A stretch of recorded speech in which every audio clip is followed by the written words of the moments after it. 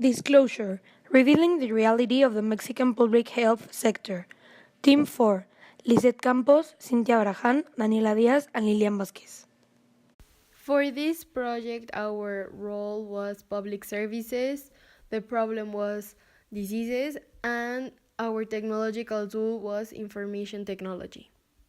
The city we chose for our problem was Mexico City. Mexico City is the capital of the country and most important economical and political center. In 2015, it has almost 9 million inhabitants. Its territorial extension is at 1,500 square kilometers. The population represents 9% of the total country. 4,687,003 are women and 4,231,650 are men. The national GDP is 16.5%. The extension represents 0.08% of the national territory. The main activity is commerce. Climate: the average annual temperature goes from 12 degrees to 16 degrees. The temperature is rarely below the 3 degrees or above the 30 degrees. The health system in Mexico can be divided in two. The first is the public health care, in which the government, through our taxes, provides the service and in some cases is complemented by money given by employers and employees. The second are the private institutions that provide health services to the population at a certain fee. Information technology. Information technology is the use of any computer, storage, networking, and other physical technological device that can process, create, store, secure, and exchange any form of electronic data. Information technology along the 20th century has come into a lot of importance. Companies, people, and even the government has used it. It is mostly used managed in two forms. One is to prevent any frauds or to entertain form which would be in a commercial way, phones or computers. For the problem, our main goal is to solve the lack of good services of the public health institutions, such as IMSS, ISTE, or PEMEX. Using information of technology, we can create a database for the public health institutions to keep organized and keep the count of how many patients they have space for, what kind of medicines they have and how many they have, if they have already run out, that everything is in order so it can work and be faster and efficient the process of going into the public health institution.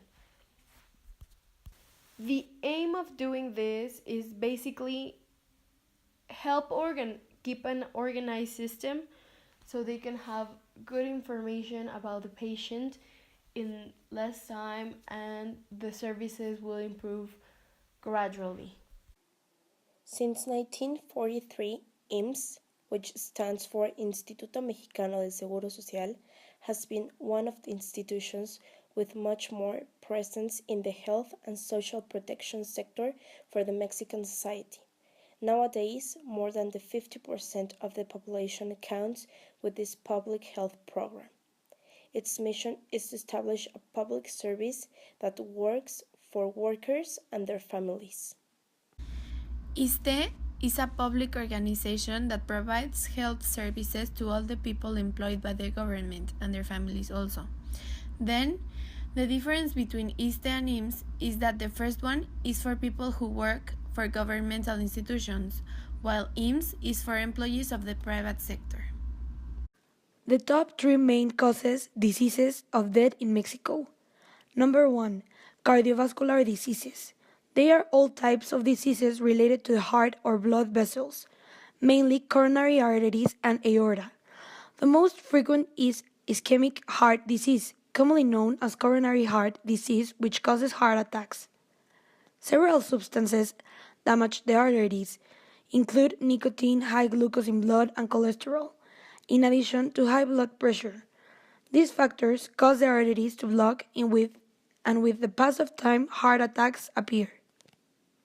So, the second most common disease is diabetes, a disease that occurs when the amount of sugar in the blood is too high because the body can't process it correctly. There are two types of diabetes. Type 1 is an autoimmune condition where the body attacks and destroys insulin producing cells. That means that no insulin is produced by your body. And the second type of diabetes is the body doesn't make enough insulin or the insulin doesn't work properly, meaning that glucose builds up in your blood, and that's when you get this type of diabetes. Now we can see some given information about diabetes in Mexico in 2015. First, the total adult population between 20 and 79 years old is 78,125. The prevalence of diabetes in adults is 14.7%. The total cases of adults with diabetes 11,463.8.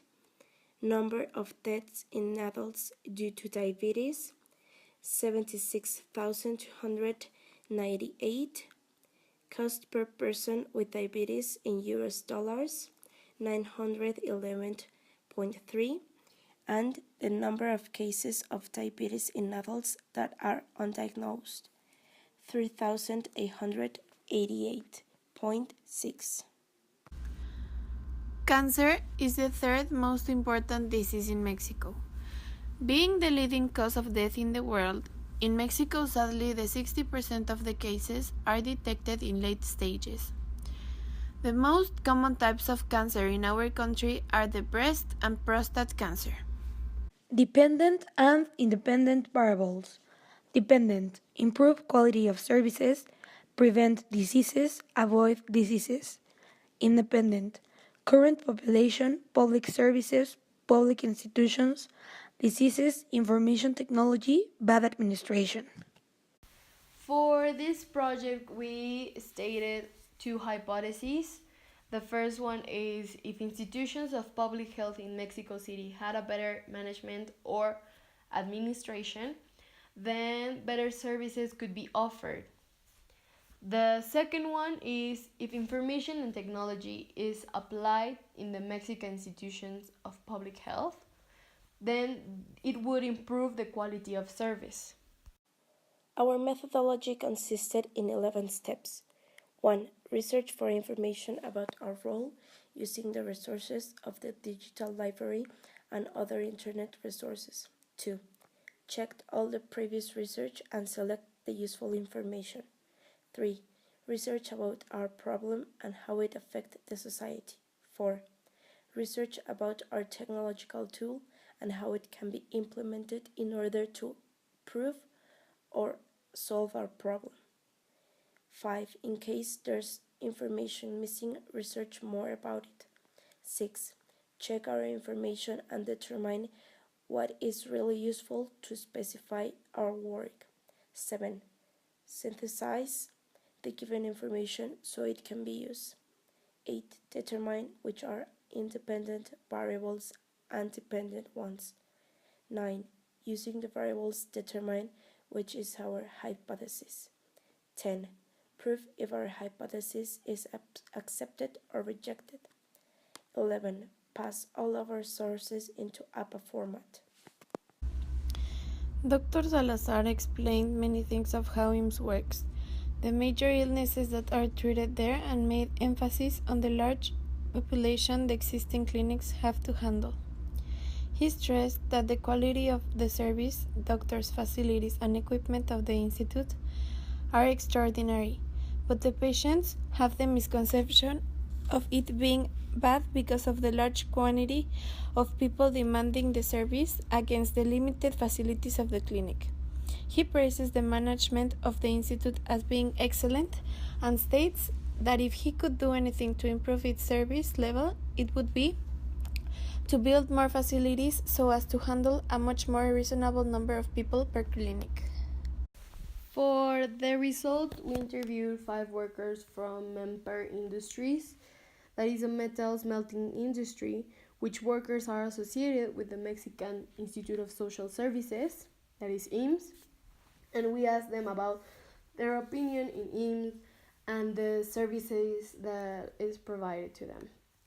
We made a question that was, how many times do they go to the IMSS? And the majority said that monthly and at least 1 to 3 times a trimester. The second question was, when you go to the IMSS, normally you should have a consult, like you go for a consult, or do you go for an emergency? And most of them said that it's just a consult, like a regular checkup. One of the most important questions was, when you go to the IMSS, how fast are you attended? And most of them said that it takes from 1 hour or 30 minutes at least for them to be checked by a doctor. The other one was that from 1 to 10, using 10 as the best, how good and prepared are the doctors? And most of them said that they are between 7 and 8, so 7.5. That was quite shocking because we had previously the interview with the doctor and he said that they were all prepared. So it was like really mixed up, the opinions from the people than from the doctor. From this, we asked the question of from 1 to 10, using also 10 as the best.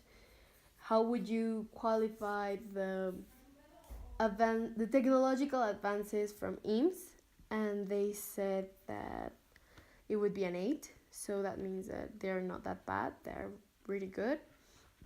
Also, we asked if they consider that IMSS has the enough space and tools and like quality for the patients to be attended properly. And the 20% said yes and the 80% of them said no. So it was quite shocking that they say that it's a really good institution and the people don't feel like they're being well attended. Also, we asked if the IMSS counted with a variety in medicines and quantity to treat different diseases, and the 20% said yes and the 80% said no. So we are counting that they don't have the needed medicines for the necessity of all the people. Then from 1 to 10, how would they qualify the administrative system of IMSS? And they said that it was a 7. So it's bad, but it's not the worst. So it's quite good. For the final question, we made an opinion from them, that it was, what would you do if you could improve the medical health system of IMSS? And they said, most of them, that the attention was quicker, that the doctors weren't angry and they had the anxiety to help them instead of doing it fast so they can end up with the work. And basically make the doctors wanting to help instead of having their faces of, I don't want to do this, because people say that their personal experiences, some doctors were even aggressive and rude to them. And I mean, for us it was kind of shocking, because you go to the doctor to get better, not to feel worse of being there. Also, that they don't have the patience to treat them correctly because they want to end up with things really fast. So that's what we got from the interview from the 5 workers. Conclusions. As we were developing our project, it changed completely its direction. At the beginning, we thought the problem was inside the hospitals that all the public institutions provide. However, as we researched and interviewed real users of these services, we found out the real problem was not the administration, but the lack capacity that exists in the hospitals for all the population of Mexico City. There are just few clinics for all the customers. That's why this leads them to give bad services as they cannot attend everyone. Our hypotheses were denied, as we found out that a good administration exists. However, the problem is not because of that. The users claim other complaints as they have to wait more than 1 hour to be attended, that the doctors doesn't have good attitude with them, among other things. Also, we realize information technology is already applied in these institutions, and they make a good use of it. They have a program called Proceso, and everything has its process. That's how they keep control and order of everything. With this project, we learned that as Mexican teenagers, we just judge or build an opinion from the things we see in TV or internet. We don't research deeply to really find what is the truth. That was what happened to us in this project. We had an idea of how things were, but the reality is not that. It's true that our public services aren't good enough as they should, but that doesn't mean they are bad. This project is relevant for us as we research about a public service for all the Mexican citizens. Even though we don't use these services, it's important to know how they work, who can use them, who manage them, etc. Also, if we want to improve these services, as citizens we can demand the government to improve them.